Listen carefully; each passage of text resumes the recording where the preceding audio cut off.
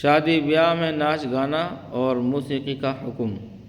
حضرت نافع سے مروی ہے کہ حضرت عبداللہ ابن عمر رضی اللہ عنہما نے ایک باجے کی آواز سنی تو اپنی دونوں انگلیاں کانوں میں ڈال لیں اور راستے سے دور ہو گئے اور مجھ سے کہا، اے نافع، کیا تمہیں کچھ سنائی دے رہا ہے؟ میں نے کہا، نہیں۔ تو آپ نے اپنی انگلیاں کانوں سے نکالیں اور فرمایا، میں نبی اکرم صلی اللہ علیہ وسلم کے ساتھ تھا، آپ صلی اللہ علیہ وسلم نے اس جیسی آواز سنی تو آپ صلی اللہ علیہ وسلم نے بھی اسی طرح کیا۔ ابو داؤد شریف، حدیث نمبر 4924۔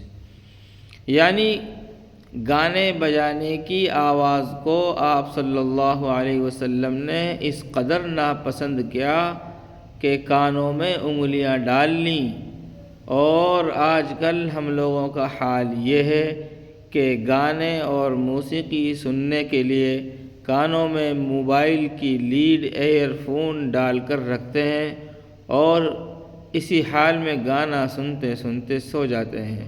نیز آج کل شادیوں میں جو کچھ رواج پا چکا ہے وہ بھی اسلامی تہذیب سے بہت دور ہے۔